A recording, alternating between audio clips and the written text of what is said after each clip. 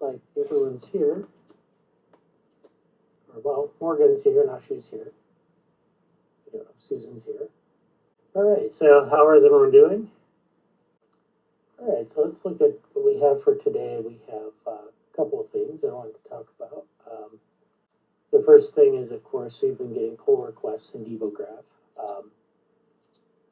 We have, let's see, of course, Barshan issued a couple of pull requests since our last meeting, and he is working on his project. This is the one where he added the UI page and some checkpoints with evaluations, and then Ashu added some pull requests yesterday and today, so that's here. So that's nice that people are contributing to DevoGraph. We've also been getting updates in our open source meeting about DevoGraph. So Ashu and Barshan have been both working on things and giving updates there. So check out our open source meetings for that. I'd also like to mention that I did actually last week do a memorial talk for Dr. Richard Gordon, who died several weeks ago. And so he used to attend the meetings weekly. In fact, he was part of the first kernel of DevoWorm. So he helped us. He was one of the establishing members of DevoWorm. So I did a talk where I went over a lot of our collaborations. And he did, of course, a lot of work that was beyond what, that talk I mentioned kind of at the beginning, that he was involved in a lot of different things. He had at least 5 subfields that he was interested in that he published in significantly. So if you get a chance, go to the DevoWorm YouTube channel and check that video out. It kind of goes over a lot of the work we've done in DevoWorm. So DevoWorm, of course, people attending now know about like hypergraphs, and they know maybe about embryo networks. But we've done a lot of things in the past, and that talk highlights quite a few of those things.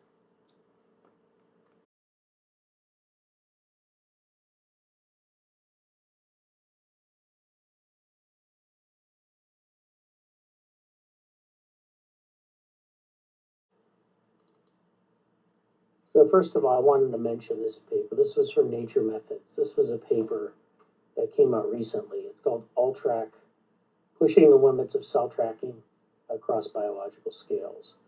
And this is a paper where, we've had a long-standing interest, of course, in microscopy techniques, because we, of course, need those kind of data to do the types of things we do in DevoWorm. So, we've been interested in cell tracking. We've been interested in all sorts of different types of microscopy, light sheet microscopy, and other types of fluorescent microscopy.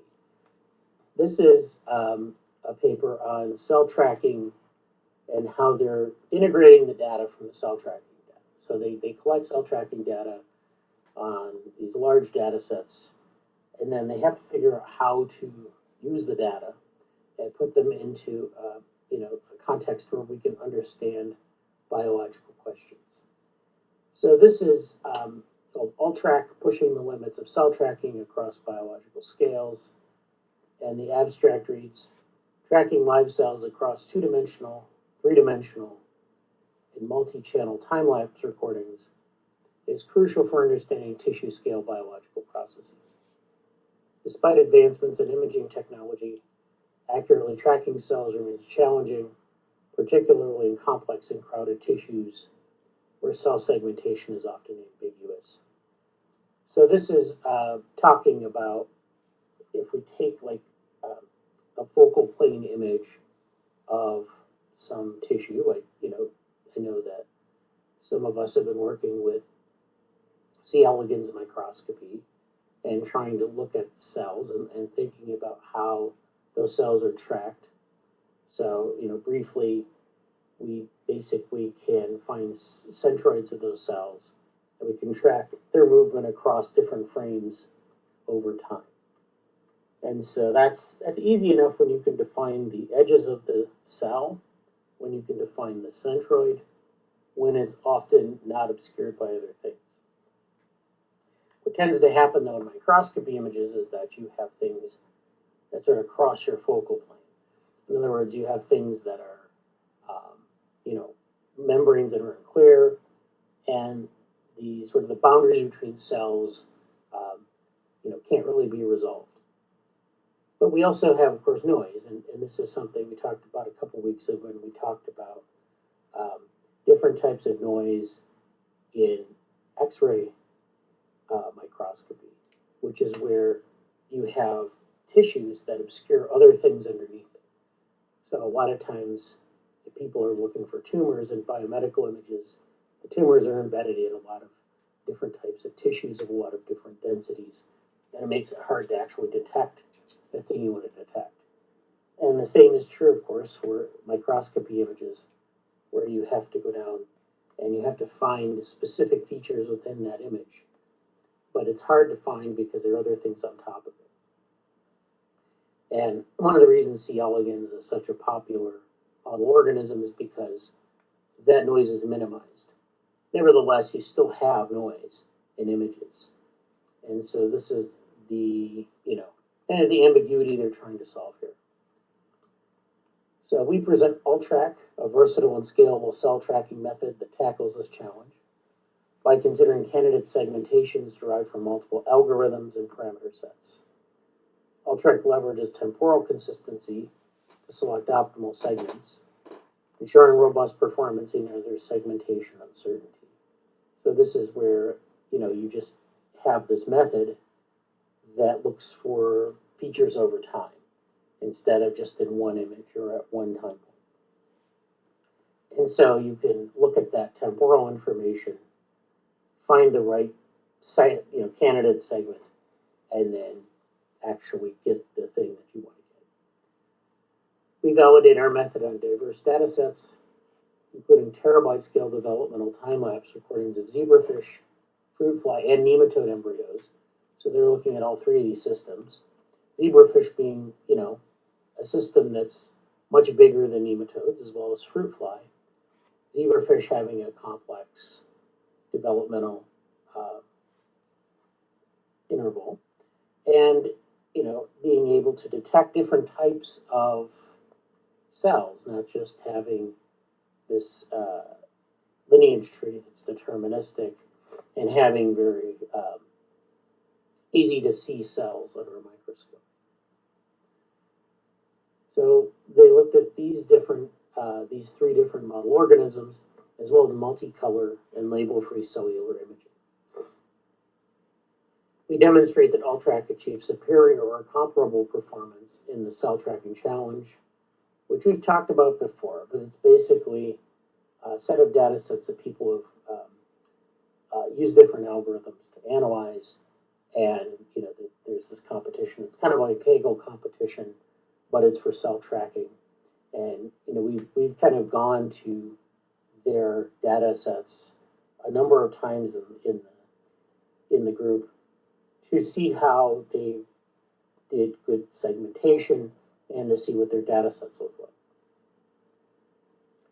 So this is, if you're interested in cell tracking, the cell tracking challenge is a good source for a lot of sort of the state of the art there.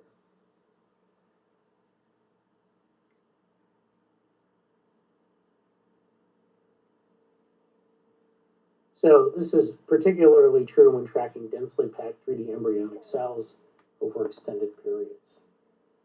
Moreover, we propose an approach to tracking validation by dual channel sparse labeling that enables high fidelity ground truth generation, pushing the boundaries of long-term cell tracking assessment.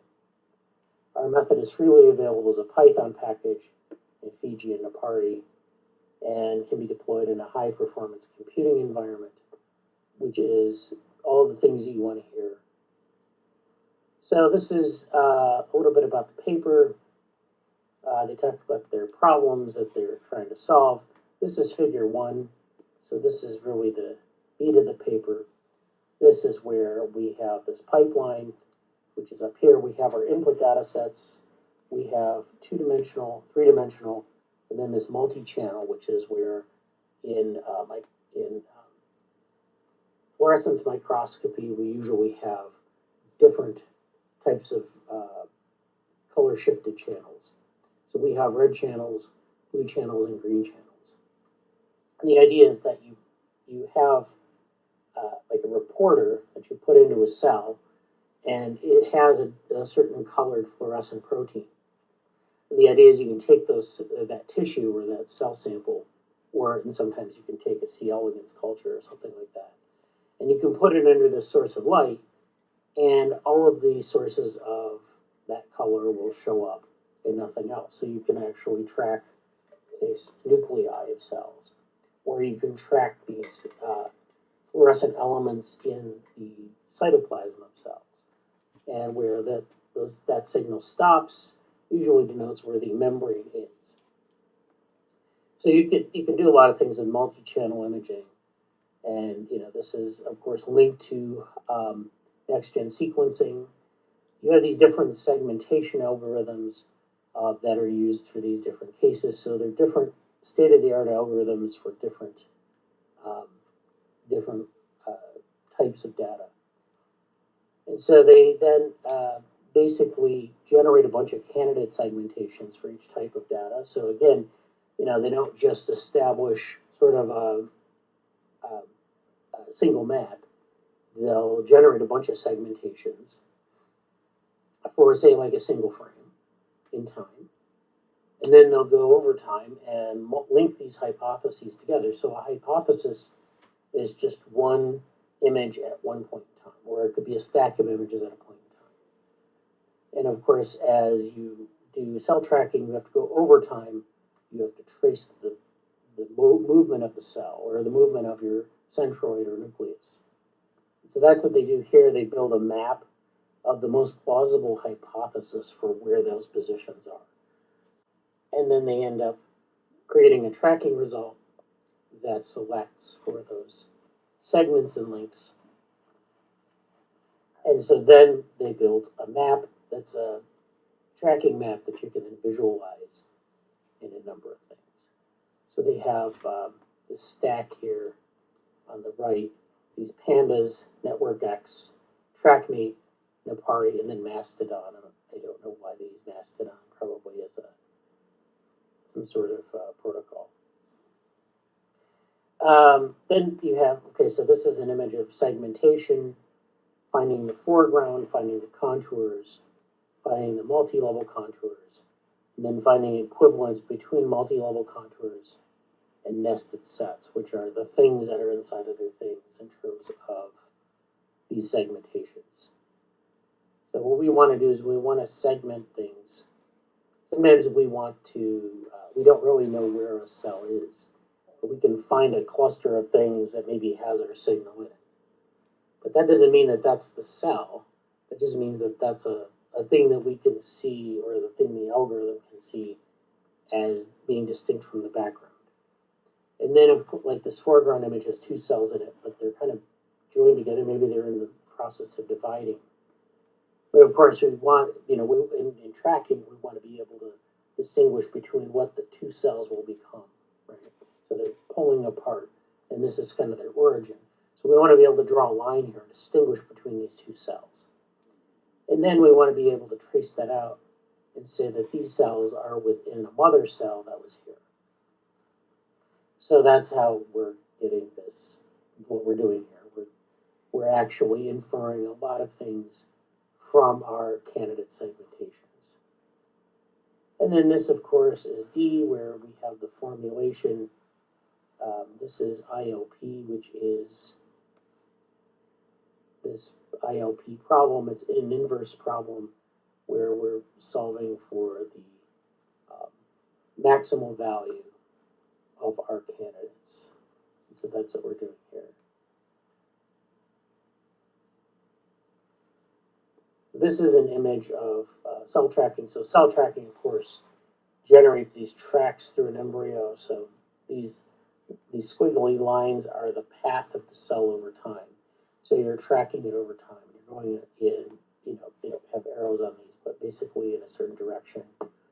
We've seen tracking maps before. We've also seen force maps where, they look at different forces in the cell, where they have it's a similar kind of setup, but they're arrowheads at the end of the line in the direction of the force.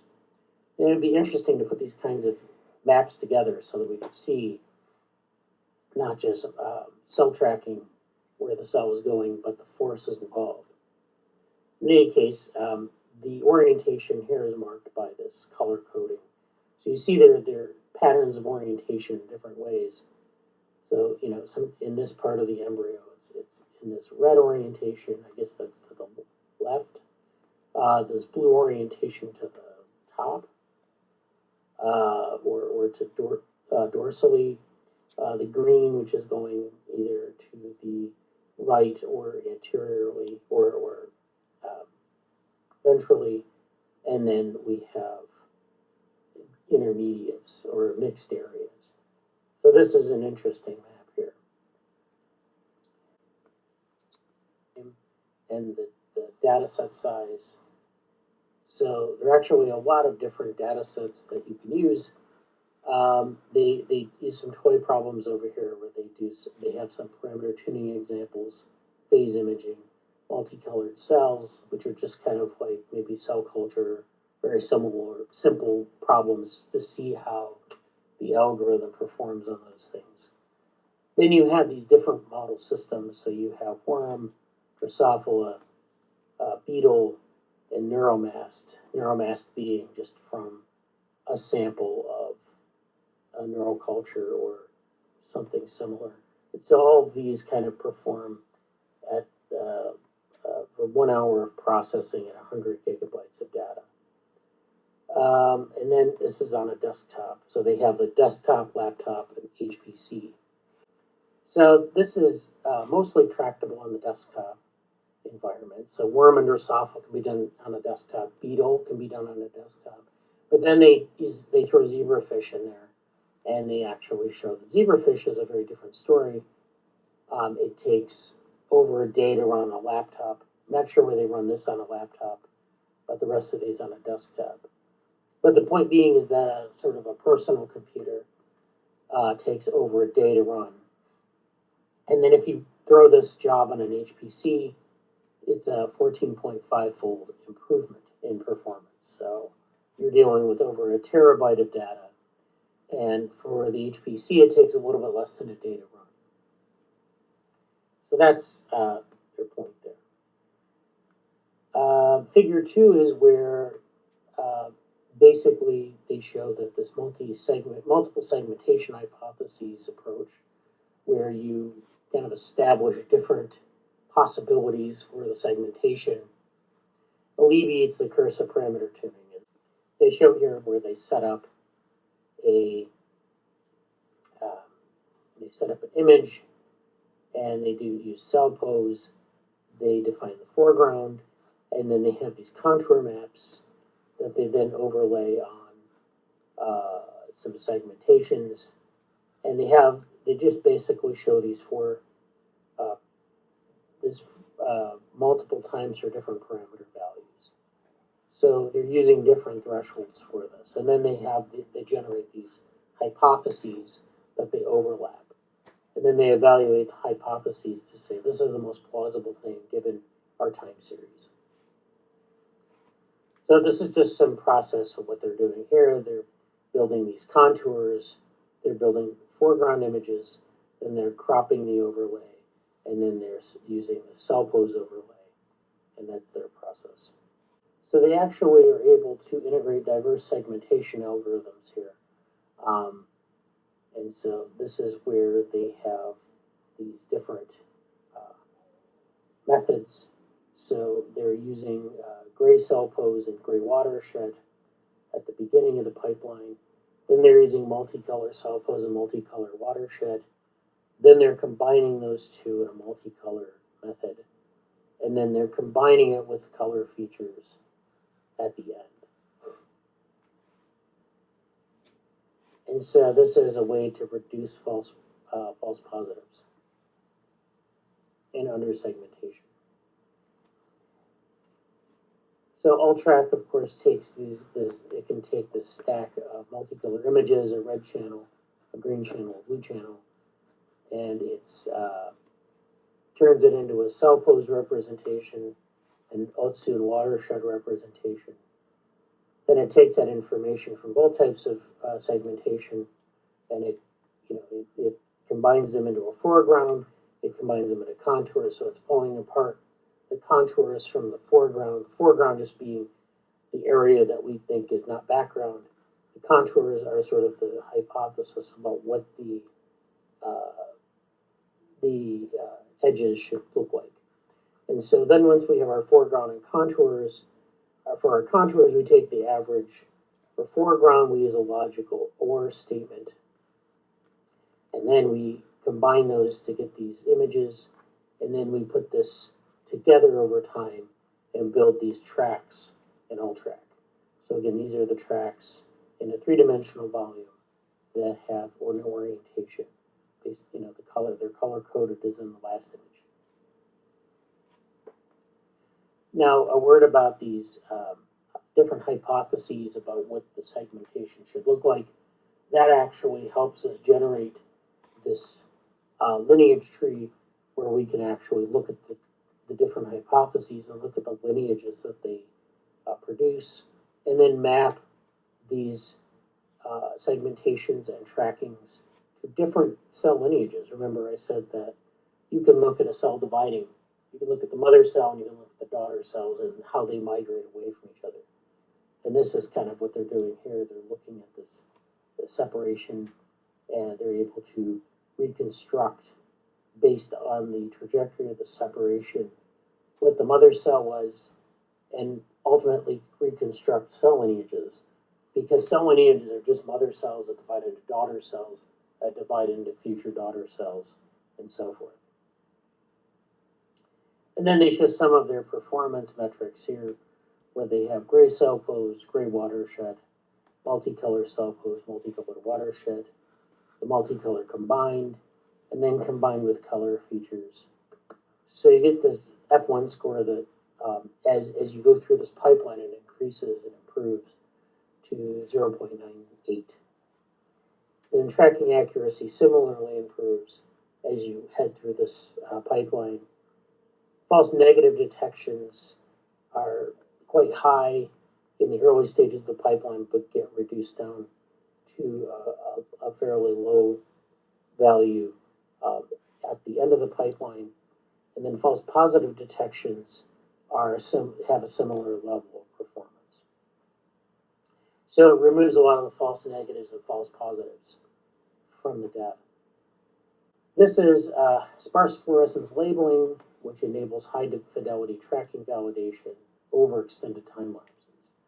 So you see here that you have this this neon green signal and this cherry signal, which are sort of, they call it co-labeling, where you label a cell with two different markers, and you want to then get like images from for those two distributions, and then overlap them using an overlapping method. So it's just like combining its channels together. So you have sparse labeling with the M cherry. You have this neon green, which highlights the embryo versus the cells, I guess, cell bodies. And so you have this green and red imaging that's overlapping. And then you have dense labeling here. So sparse labeling with the red, dense labeling with the green. And so it can pull apart these signals, and it can show over time the differences between the two markers and how they're migrating around. And I guess it's avoiding autofluorescence and other pieces, sources of noise, because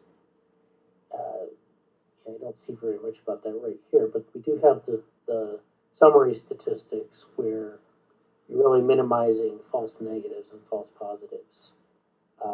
So this is just showing Ultrack, where we have Ultrack, we have manual curation of the tracks, and then we can evaluate these two, where we have Ultrack for the sparse labeling, and then Ultrack for the dense labeling.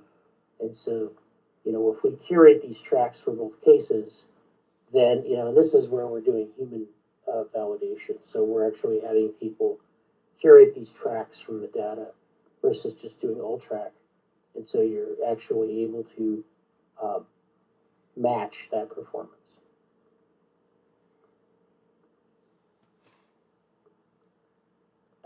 This is actually showing the zebrafish data. So for the zebrafish, of course, it's much more complex than C. elegans. And so this is where we have these, the data here where we're taking three-dimensional images. We're using a convolutional neural network to get the foreground and the contours, and then we're using Ultrack to get the segments and the tracks. This is showing 11 hours after fertilization. So this is what the zebrafish embryo looks like. So this is around the time where it starts to differentiate. And you get this, this time lapse from 75 minutes to 384 minutes.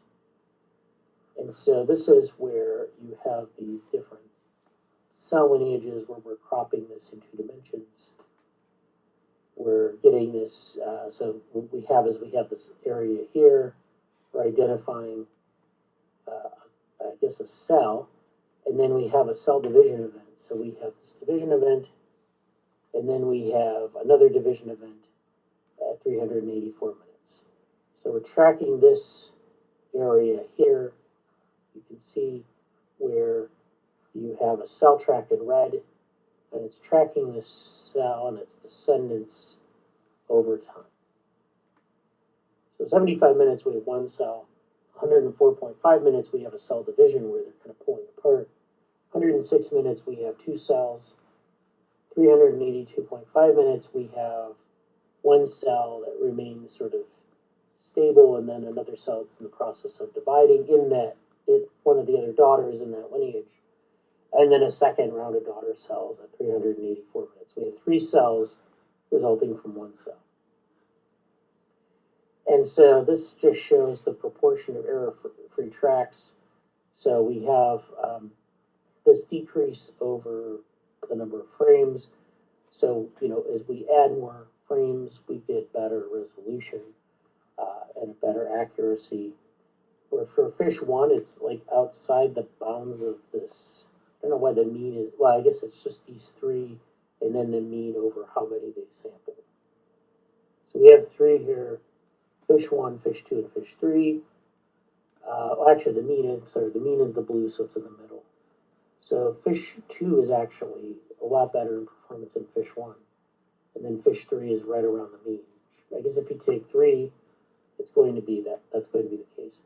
But anyways, you do have this discrepancy in terms of accuracy, and it's interesting, but actually it's not surprising because a lot of times you'll get different conditions under which data is collected, and in terms of how visible the process is.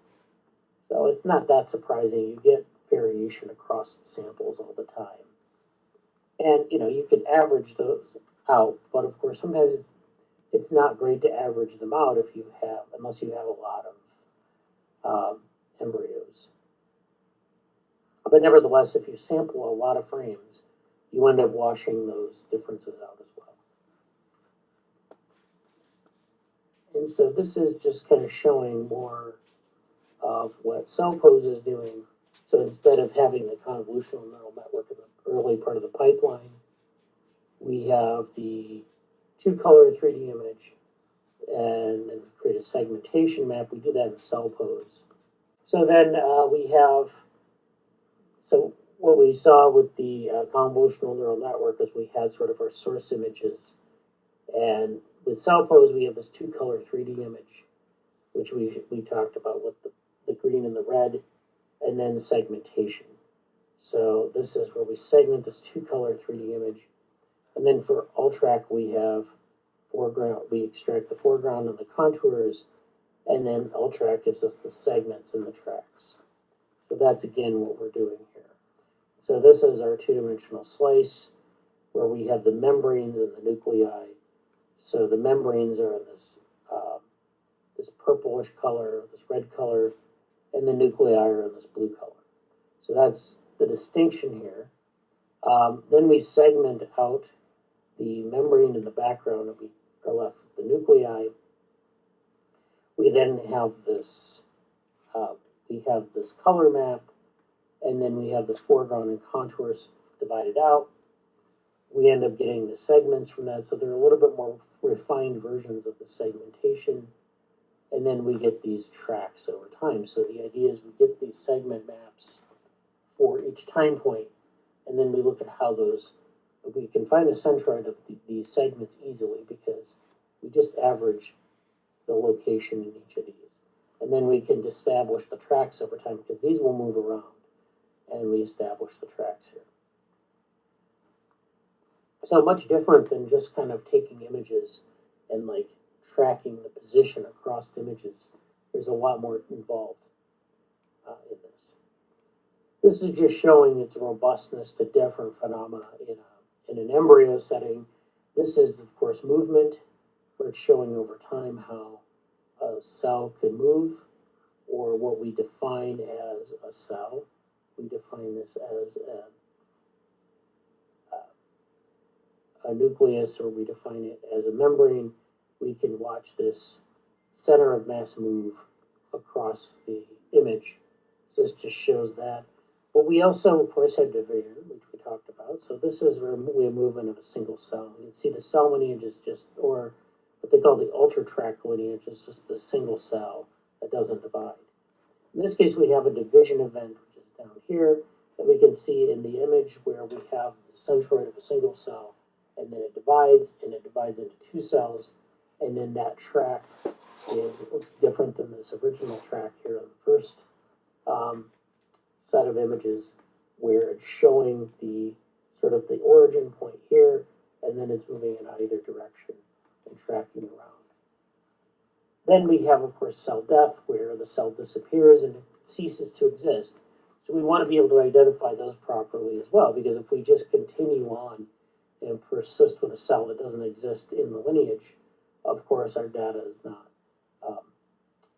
going to be accurate or accurately reflect reconstructing a lineage tree and reconstructing a tracking map. So here we have a cell that is defined sort of as this healthy cell in the first frame, this apoptotic cell in the second frame, which just means it just starts to die, and the cells do this thing called blebbing, where they just kind of like splat themselves out, and they have these irregular edges to their membrane and things like that. And then eventually it gets resorbed, and there's no more, phages get to it, and there's no more cell. So, removing that from the data set is important. Okay, so then they just show again where you have these different types of approaches. You have the sort of the source data, like the actual input image, and then you have cell pose plus trackmate. So remember we said that we had to have two different methods. We had cell pose in the front of the pipeline, and then something like Ultrack at the end of the pipeline, but of course you can replace that with something like trackmate. And they're showing these different comparisons between trackmate and Ultrack. So cell pose plus trackmate actually does, I guess a decent job, but it doesn't do a great job, whereas Ultrack smooths this out. So a few notes, Morgan was talking about a couple things related to the Ultrack paper that we talked about first. So this is where we have, so a couple notes about the Ultrack paper that Morgan mentioned in the meeting. The first is the cell tracking challenge, which is at celltrackingchallenge.net. So we've used this in the group multiple times to sort of compare our work with state-of-the-art models and look at the data sets that they have available. So they have different data sets available: 2-dimensional plus time, 3-dimensional plus time, and reference annotations. The other thing he mentioned was this Chan-Zuckerberg BioHub GitHub repository. So the Ultrack paper actually, Morgan posted this in the Slack, and this is with reference to what they're doing here at Chan-Zuckerberg. So they're working on, so Loic Royer, who was an author on the Ultrack paper, is involved in this repo, and this computational microscopy platform is also featured prominently in this repo. So you have all sorts of different single cell transcriptomics data. There's the zebra fish analysis that was shown in the paper. You also have things like this noise to self framework. This is blind denoising with self-supervision. This is the tabula miris data set, which is a single cell transcriptomic data set. There are other types of correlation statistical tools, and there's other repositories here that might be useful to the group. Let's go to the next paper. I wanted to go over that a little bit and then go to this next paper. So this is a little bit different. This is not a methods paper. This is a preprint on determinants of the transition zone width of Morphogen readouts. So this is where we're talking about tissue patterning and thinking about different cell fate boundaries instead of different cell boundaries. So that's what this paper is. So let's read the abstract. So in tissue patterning, cell fate boundaries often form transition zones with mixed or gradual fates rather than sharp demarcations. Traditionally, such zones in morphogen-driven systems were attributed to fluctuations in morphogen concentrations, especially at low molecule numbers. Here, we present experimental data from the mouse neural tube, the precursor of the central nervous system, which challenges this view. Contrary to expectations, we find that the transition zone width does not increase with distance from the morphogen source. By combining experiments, theory, and computational modeling, we identify key factors shaping the TZW, which is this transition zone width. Our findings suggest that cellular readout noise, rather than morphogen fluctuations, determine the TZW. The inferred variability in the parameters defining morphogen dynamics in cellular readout remains within previously reported physiological ranges. This discovery adds to the earlier finding that morphogen gradients maintain higher than expected patterning precision over long distances, offering new insights into the robustness of the developmental process. So this is a little bit maybe above some people in terms of some of the jargon. So let's go through this. So when we talk about morphogens, we're talking about molecules that drive morphogenesis. And it's usually maybe some distribution of proteins that are distributed across the early embryo that contribute to sort of maybe like the dominant molecule in that region. So sometimes you have, if you look at an embryo that acquires a striping pattern through the developmental process, usually the striping pattern is a result of a distribution of a certain transcription factor or protein along that region of the embryo. And it's usually expressed through the cells and their internal program that tells them to express a gene or a protein at a certain concentration in that region. And so you have this idea of sort of regional sort of modularity of expression of these factors. Now, where the striping comes in is where you have an overlap in those distributions. So oftentimes you'll have high concentrations in the center part of the distribution, but as the distribution trails off, you get less and less of that molecule, and the effect of that thing, of the protein or transcription factor, decreases. And then when those distributions intersect is when you get sharp boundaries that form, which are usually where you get the striping. So we may see examples of this in the paper where they show what they call morphogenesis, which is, of course, where you get this these differences in like color, in a coloration, or sort of shape or pattern or something that denotes sort of going from a homogeneous maybe coloration or homogeneous form to a heterogeneous coloration or heterogeneous form. And then they talk about this transition zone width. So this is where they're talking about the different, sort of the transition zone between these regions. So they talk about cell fate boundaries forming a transition zone, and then they're talking about the cells within those zones. And so sometimes you have sharp demarcations, but sometimes you have mixed or gradual fate. So sometimes that sharp demarcation is less clear. And so such zones in morphogen-driven systems, which is what we talked about, were attributed to fluctuations in morphogen concentrations. So that's what I talked about when I talked about the concentration gradients being this distribution of some morphogen and then their overlap in those distributions. And then if you have, of course, fluctuations in those morphogens, especially when you have low molecule numbers, you can have things deviate from that system. So whenever you have low molecule numbers, usually if there's a lot of variation or flux amongst those low molecule numbers, it has an effect that's greater than if you had a large number of molecules with noise or flux.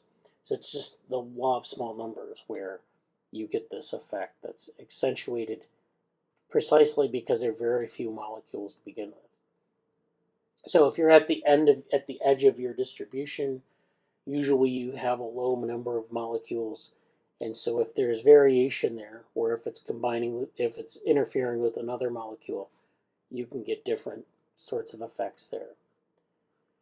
And so this is just kind of talking about what they're going to do to build their model. So they're going to build this mathematical model right off the bat, and this is where they define morphogen gradients playing a central role in establishing spatial boundaries.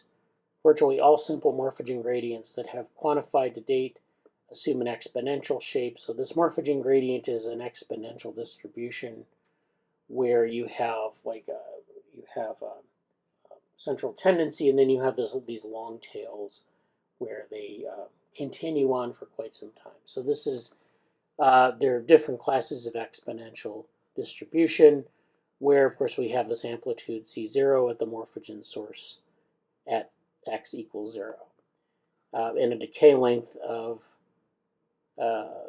whatever the decay length is, and it can be quite high. According to the French flag model, concentration thresholds define boundary positions, which is x0. Cells exposed to morphogen concentrations above the threshold take on a different fate from those exposed to lower concentrations. So we have these morphogen concentrations, we have the cells that are expressing these morphogens, but we also have this effect of the cells being affected by the morphogen concentration in which they sit. So we get these distributions of morphogens, but then we also have the cells responding to that. And that's actually part of the French flag model of morphogenesis. However, both morphogen gradients and their cellular readout processes are inherently noisy. As a result, the threshold concentration C0 may be reached at different positions along the embryo. So if we're going anteriorly to posteriorly, we have these different positions so the threshold concentration, which is sort of the intersection of these two distributions, can be reached in different places along that axis. The interembryonic variability, so-called positional error, can be quantified with the standard deviation of these readout positions set here. So there's some standard deviation that we're looking for here for this. And so it's not a deterministic process necessarily. There's noise that affects the the boundaries of these. Like say if we're looking for stripes or if we're looking for spots or something like that. Beyond differences in readout position between embryos, a second source of imprecision concerns the sharpness of patterning domain boundaries. There's typically a transition zone at the boundary where gene expression or cell fates are either mixed or change gradually. Traditionally, such transition zones have been attributed to local variability in morphogen concentration, in binding noise, in morphogen receptor interactions, particularly at low molecule numbers. If morphogen levels fluctuate due to independent random events occurring with a probability proportional to time or space, their concentration can be described by Poisson statistics, because remember we have this exponential distribution. For an exponential morphogen gradient, the transition zone width, or TZW, would then be expected to increase exponentially with its distance from the morphogen source. So if you're familiar with the exponential distribution, of course, like we said, it has a very long tail, and this width, this transition zone width, as it gets farther away from the morphogen source. So if we had a cell that's expressing a bunch of protein, it expresses a lot of it, and you find a lot of it near the cell, and then as you go farther away from the cell, the amount decreases. And so this is just a matter of diffusion, that if your source is generating something, that you're going to find a lot of it nearby, and then much less of it farther away. But it goes, depending on the nature of the exponential distribution, it may be very far away. So that transition zone will widen out as your underlying distribution changes. Such behavior would severely limit the usefulness of morphogen gradients, as readout domains would become increasingly imprecise and fuzzy at larger distances from the source. So this is a problem where if you have sort of maybe a normally distributed set of morphogen gradients, you might actually have high precision, but as you get these more imprecise exponential distributions, you get a less precise and fuzzy system where it's harder to predict, and of course then it's harder to see patterns across individuals that express these things in development. We recently developed a theoretical framework to estimate morphogen gradient precision based on molecular noise and morphogen production, decay, and transport rates. So we're dealing with the production part of the equation, the decay part of the equation. So as a lot of morphogen is produced, some of it decays, and especially over time it decays. And if it gets larger distances from the source, it decays. And then, of course, if the transport rate is low, then it won't go very far. But if the transport rate is high, it can go quite far. In our simulations, we solved the steady state diffusion equation for morphogen concentration on the cellular domain, where the production and degradation rates are as well as the diffusion coefficient, varied from cell to cell according to measured molecular noise levels. This analysis revealed that physiological noise results in far smaller differences in morphogen gradients between embryos than previously expected. So this is where they're considering the role of physiological noise, and they found that, of course, this is not a major factor in this. So they're looking at these different components that I just mentioned that are varying from cell to cell, but they're not finding any real effect of that, if they're varied sort of stochastically. Remarkably, the predicted positional error closely matches the reported small morphogen readout errors and can reach subcellular precision across the physiological patterning field, suggesting a morphogen gradient should be sufficiently precise to support observed embryonic patterning accuracy. Then further simulations revealed that small cell diameters and multiple parallel cell rows enhance patterning precision, whereas previously suggested mechanisms such as self-enhanced morphogen degradation play only a minor role. In these simulations, the gradient profiles remain monotonic due to diffusion, precluding the emergence of a transition zone with mixed cell fates from fluctuations in the morphogen concentration, despite cell-to-cell differences in morphogen kinetics. So this raises a key question. What determines the width of the transition zone? So to do that, they look at the mouse neural tube. And this is figure 1, where they show this positional error in the transition zone with ingredient-based patterning of the mouse neural tube. So they show the mouse neural tube here. And this just shows the patterning domain with the morphogen and the morphogen gradients. So you have a lot of morphogen here at this end of the neural tube. And as you go to the right here, the amount of morphogen decreases. And as you can see, it travels quite far down the neural tube from its source, which is sort of the anterior end of the neural tube as they have it here. And you can see that the morphogen concentration is a shaded orange, decreases. You have molecules down here, but it's not part of this concentration gradient. So you can see that it decreases as it goes away from its source. You have a lot at the source, and it decreases through decay or through the lack of transport down to maybe the last place you find a molecule.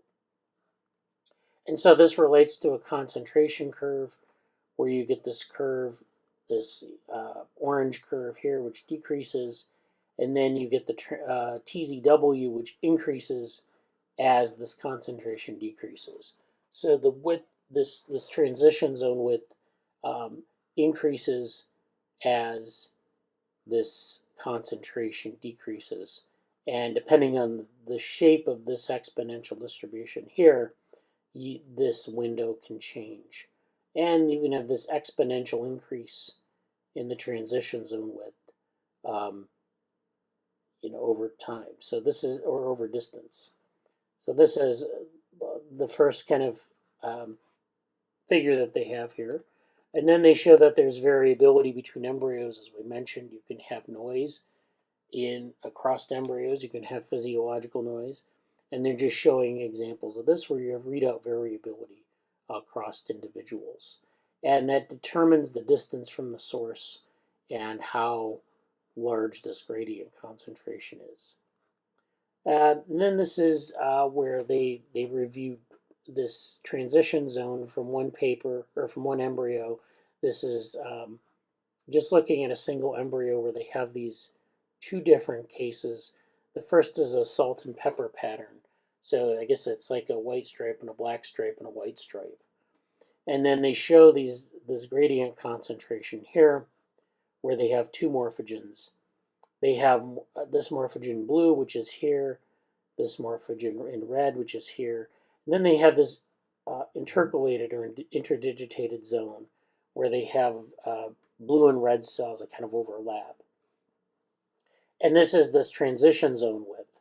It corresponds to this width where you see that there's this heterogeneity in cell type within this window. So this is just showing the salt and pepper pattern, showing instead of like at this sharp boundary where you get these kind of this variation in cell types. And then of course you have gradual change, which is what the traditional model of morphogen gradient intersection is. So you have this morphogen concentration decreases. You go from these blue cells to these red cells, and you get this more gradual transition. So, the idea that each cell is being influenced by the morphogen gradient shows up here as this sort of smooth transition. So as this concentration decreases, it's either like influencing the cells to be in this blue state, or it basically transitions over to this red state, and there's some intermediate states in here. As opposed to the salt and pepper pattern where you have cells that retain their blue identity and some that flip to a red identity in the absence of that concentration. So that's kind of what they're thinking about in a single embryo. And then this last part of the figure is where you have the neural tube, you have the dorsal end and the ventral end. It's kind of flipped here. So I guess this is dorsal ventral instead of anterior posterior. And then you have a concentration of two morphogens. You have EMP and Wnt, and then SHH, which is sonic hedgehog. And you have this overlap, and you have this transition zone somewhere in between. So as we have, these are these coordinating morphogens, and that they usually are expressed with these other things. So BMP and Wnt, and this part of the gradient is expressed with OEG3, and this part of the gradient, both BMP and Wnt and Sonic Hedgehog are expressed with PAX6, and down here Sonic Hedgehog is primarily expressed with NKX 6.1, but as well as OEG2 and NXK, or NKX 2.2. And so that results in a lot of these different patterning changes along the neural tube. So up here, where you have PAX6, sort of maybe in one of these transition zones, you have this gradual change from one cell type to another, whereas in this part of the gradient where you have another type of, so you have the gradual change here in these areas, and you have the salt and pepper down here, which, as we mentioned, is a matter of the sort of the difference in cell fate across this concentration gradient. So in this case, you get these intermediate cell fate, or you don't get, this is where you get intermediate cell fates. This is where you get different cell fates within the transition zone width, and that's what we see here. So, so here in B, or actually in D, let's look at this patterning of the mouse neural tube by opposing SHH and BMP Wnt morphogen gradients. So that's what they're looking at here. The gradients specify the location of progenitor domains characterized by a combination of distinct transcription factors. Not all domain boundaries are sharp, which is what we just saw. Instead, there are gradual transitions and salt and pepper patterns, which are not sharp, but they're interdigitated. So they're kind of a mix of the gradual and the sharp gradients. So a sharp gradient would be where we had all blue cells on one side of a line and all red cells on another side of the line. But we don't see this in either case. We see the gradual transition here, and then a salt and pepper in this other example where you have different states interdigitated spatially. And then this just shows some of the modeling that they do. They use this Hill function to model this transition zone width. We have this normalized identity and a fraction of red pixels. And so this just shows this difference between the salt and pepper and the gradual. And then they want to quantify positional errors in transition zones. So this is where they do this. They do these analyses where they look at the readout position and they look at the readout positional error, and then they calculate from that. They calculate the transition zone width, and then they simulate noisy morphogen gradients.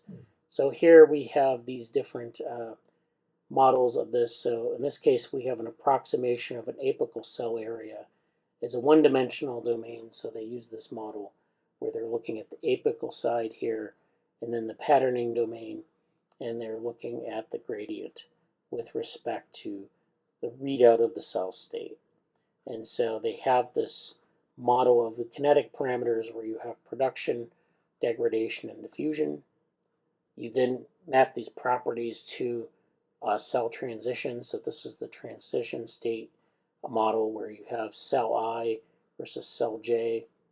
And then you have this morphogen concentration in one dimension where you have this line of cells, and you have this morphogen concentration per cell, and you have this you have the sort of stepwise gradient, and then you have this noisy gradient, and they show their results down here. And then they have some graphs where they show the noise-free readout, the readout noise in C0, and the readout noise in NEC.